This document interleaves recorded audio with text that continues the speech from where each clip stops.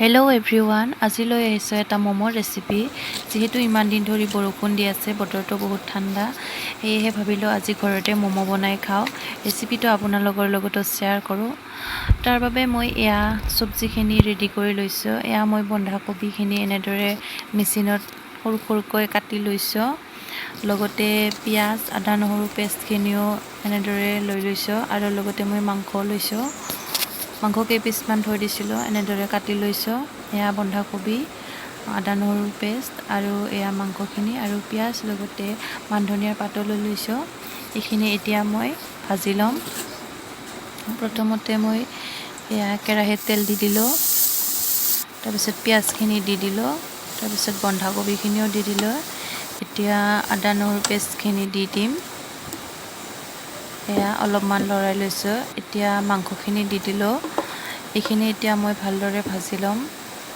এতিয়া মছলাখিনি দি দিম। মই হালধি দিলোঁ, লগতে জিৰা দিছোঁ, অকণমান কিং মছলা দিম আৰু ৰেড চিলি আৰু লগতে গৰম মছলা অকণমান দি দিছোঁ। এতিয়া নিমখ অকণমান দি দিম সোৱাদ অনুযায়ী। এতিয়া এইখিনি মই প্ৰায় 10 মিনিটমান ভাজি ল'ম। এয়া মোৰ 10 মিনিটমান ভাজা হৈ গ'ল। এতিয়া ম'ম' বনাবৰ কাৰণে মই এয়া লৈছোঁ, ময়দা 1.5 কাপ লৈছোঁ, অকণমান নিমখ দি দিলোঁ। এতিয়া অলপমান ৰিফাইন দি ভালদৰে সানি ল'ম। এয়া মই ভালদৰে সানি ল'লোঁ। এতিয়া মই অলপ অলপকৈ পানী দি মঠি ল'ম, নিমকি বনোৱাৰ দৰে।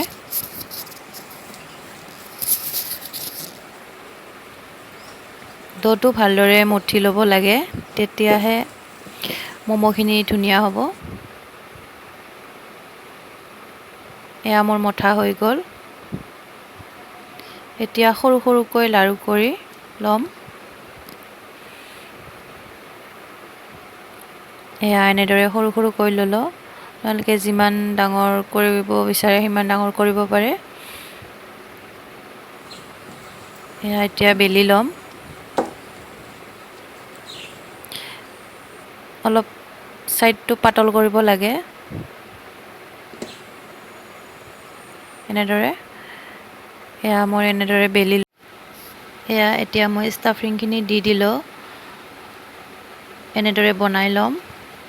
আপোনালোকে নিজা নিজা ষ্টাইলত বনাই ল'ব পাৰে, যেনেকুৱা ধৰণে বিচাৰে। মই এনেদৰে বনাই লৈছোঁ। এয়া এখন হৈ গ'ল, আকৌ এখন দেখাই দিছোঁ। ইমান পাৰফেক্ট হোৱা নাই বাৰু। এনেধৰণে বনাই ল'লোঁ। মই দুটা ষ্টাইলত বনাইছোঁ, আৰু এখন বনাম বেলেগ ধৰণে। এয়া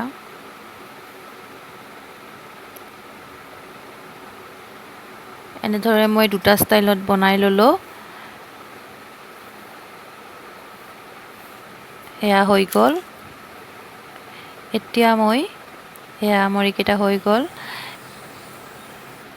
এতিয়া মই ষ্টাফিংখিনি বনোৱা কেৰাহীটোতে পানী দি ল'লোঁ। তাৰপিছত ইয়াতে অলপমান নিমখ দিম আৰু অলপমান ষ্টাফিঙো দি দিলোঁ। লগতে নেমু অলপ চেপি দিম। তাৰপিছত আদা নহৰু খুন্দি লোৱা এইখিনি দি দিলোঁ, জ্বালা অলপ। এতিয়া মই এনেকুৱা ধৰণৰ ফুটা ফুটা থকা বাচন লৈ লৈছোঁ। যিকোনো এনেকুৱা ধৰণৰ বাচন ল'ব পাৰে। যিহেতু মোৰ ওচৰত ষ্টিমাৰ নাই, এনেকুৱা বাচন লৈ লৈছোঁ। এতিয়া মই ইয়াতে ৰিফাইন সানি লৈছোঁ লাগি নধৰিবৰ বাবে। এতিয়া মই ইয়াতে ম'ম'কেইটা এটা এটাকৈ দিম, এনেদৰে দি দিলোঁ। এতিয়া চুপ বনোৱা কেৰাহীটোৰ ওপৰতে এনেদৰে দি দিলোঁ ম'ম'কেইটা। ঢাকন লগাই প্ৰায় মই 15 মিনিটমান সিজিবলৈ দিম।